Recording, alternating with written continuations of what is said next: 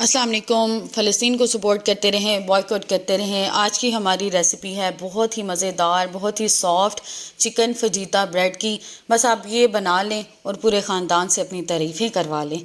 चलें जी, अब हम रेसिपी स्टार्ट करते हैं। उसके लिए हमें सबसे पहले चाहिए मैदा 1 किलो, नमक 2 teaspoon, baking powder 1 tablespoon, yeast या खमीर ये हमें चाहिए 1+1/4 टेबलस्पून, चीनी 1 टेबलस्पून, मक्खन 5 टेबलस्पून, 2 अंडे,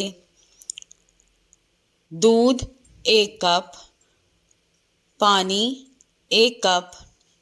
अच्छा जी, पानी को आपने नीम गर्म कर लेना है। बहुत ज़्यादा गर्म भी नहीं होना चाहिए और ना बिल्कुल ठंडा होना चाहिए। इतना हो कि आप उसमें फिंगर रखें और आपको फील हो कि पानी गर्म है। अच्छा जी, उसके बाद आप इसमें चीनी और पानी में चीनी और ख़मीर डाल के आप इसको अच्छी तरह से मिक्स कर लें। इसमें कोई भी दाने नहीं रह जाने चाहिए ईस्ट के। इसको अच्छी तरह से मिक्स करके इसको कवर करके 5 से 10 मिनट के लिए किसी भी गर्म जगह पे रख दें। उसके बाद एक बड़ी सी जो भी आपने ट्रे लेनी है, प्लेट लेनी है, वो लेके उसमें मैदा डालें, नमक डालें, जो बेकिंग पाउडर था वो डाल के इसको पहले आपने अच्छी तरह मिक्स कर लेना है। उसके बाद आपने इसके अंदर जो भी आपके पास वेट इंग्रेडिएंट्स हैं वो डालने हैं। उसमें सबसे पहले हमारे पास है अंडे और उसके बाद है मक्खन। मक्खन को आप रूम टेम्परेचर पे पहले ही निकाल के रख लें ताकि वो थोड़ा सॉफ्ट हो जाए। उसके बाद आपने उसमें दूध डालना है और ये ऑलमोस्ट 5 मिनट गुजरे थे तो ये बिल्कुल राइज़ हो गई थी। देखिए, पहले आप इसको राइज़ करने के लिए ज़रूर रखें क्योंकि आपको नहीं पता, अगर तो आपके पास पुरानी पड़ी हुई है तो उसको तो ज़रूर रखें, और अगर आप मार्केट से न्यू लेके आए हैं तो उसको आप बेशक ऐसे ही डायरेक्ट यूज़ कर सकते हैं। पहले आप उसको मैदे में सारा मिक्स करके तो फिर आप उसको कर लें, लेकिन अगर आपके पास पहले से पड़ी हुई है तो काइंडली वो पहले आप उसको राइज़ होने के लिए ज़रूर रखें। अच्छा जी, इनको अच्छी तरह से मिक्स करके आपने इसको अच्छी तरह से मुलायम डो गूंद लेनी है। आपने इसको बहुत ज़्यादा हार्ड नहीं रखना। अगर आप इसको हार्ड रखेंगे तो आपकी डो सही राइज़ नहीं होगी, वो हार्ड अजीब सौगी सौगी सी रहेगी। बिल्कुल जो एक जाल सा बनना चाहिए उसके अंदर, वो नहीं बनेगा। डो आपने अच्छी तरह गूंद लेनी है। स्टार्टिंग में आपको लगेगा कि ये बहुत पतली है, ये सही नहीं हो रही है, पता नहीं मैं क्या कर रही हूँ और क्या बना रही हूँ, लेकिन आप उसको 8 से 10 मिनट के लिए आप उसको गूंदते रहेंगे तो वो इंशाल्लाह बिल्कुल बेहतरीन हो जाएगी। देखें, बिल्कुल हाथ से नहीं चिपक रही और ये सॉफ्ट डो है, ये बिल्कुल हार्ड डो नहीं है। ठीक है, सॉफ्ट डो आपने गूंदनी है। उसके बाद अच्छा जी, नेक्स्ट स्टेप है कि आप इसके ऊपर ऑयल स्प्रिंकल करके डो के ऊपर और एक बाउल ले लें जिसमें भी आपने रखनी है। उस बाउल में भी सारा ऑयल लगाएं ताकि जब ये राइस होती है चिपके ना, वो सारा जितना भी एरिया है वो सारा ऑयल से कवर होना चाहिए। डो के ऊपर भी अगेन ऑयल लगा के इसको स्प्रिंकल करके इसको 2 घंटे के लिए राइस होने के लिए रख दें।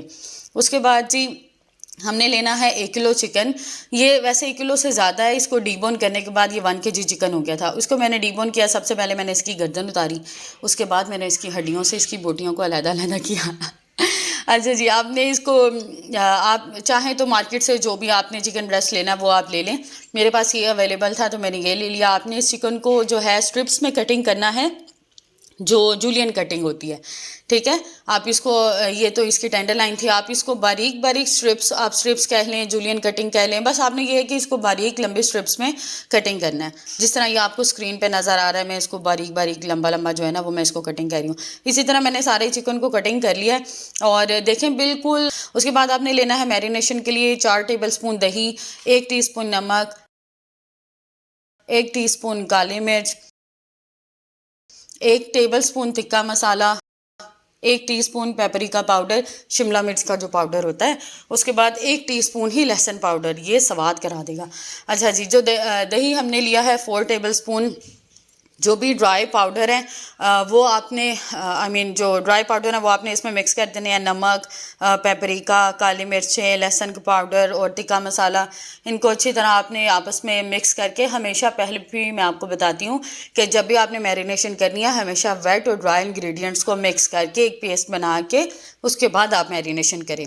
तो अब वो चाहे कोई भी हो, वो कोई कीमा हो या किसी भी चीज़ की मैरिनेशन हो, मैरिनेशन हमेशा इसी तरह करनी चाहिए। सारे स्पाइसेस को एक जगह मिक्स करके बाद में उसको उसमें जो भी आपने डालना है वो डाल के उसको मिक्स करके रख दें।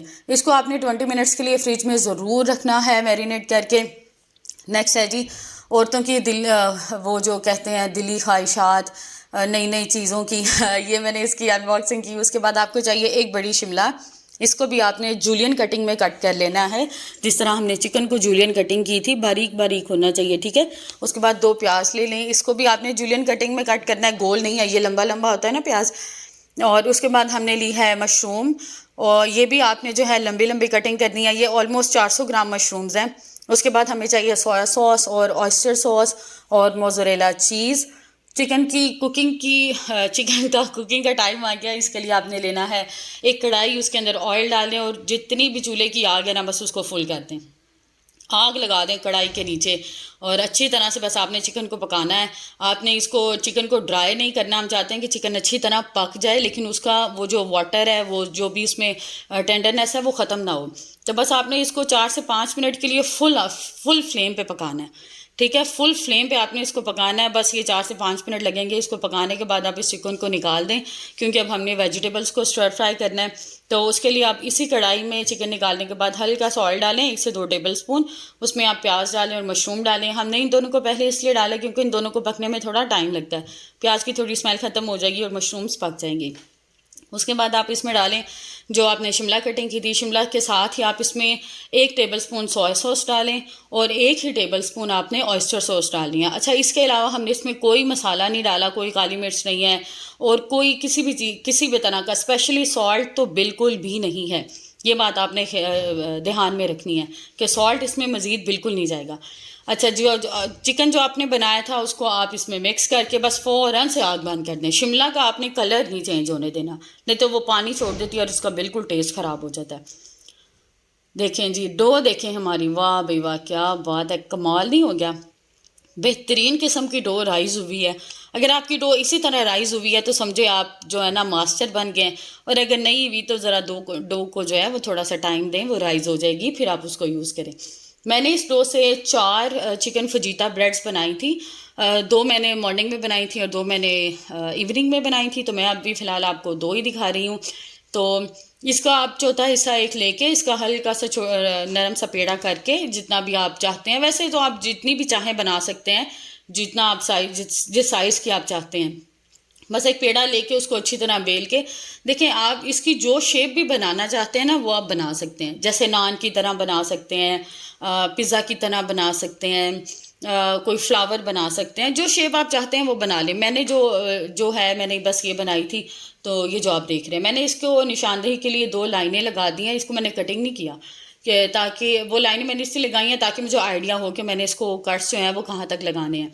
तो दोनों साइड से आप इसी तरह एक निशान सा लगा के नाइफ़ के साथ ही, तो आपने इसको दोनों तरफ से कटिंग कर लेना है। उसके बाद बारी है जी मोज़रेला चीज़ की। जितना दिल करता है ना उतनी मोज़रेला चीज़ डालें, बस। इसमें कोई जो है ना रूल नहीं है, चीज़ का तो कोई रूल नहीं होता। दिल करे तो पूरा पैकेट डाल दें, दिल करें तो 1 हाथ जितनी डाल दें, बस।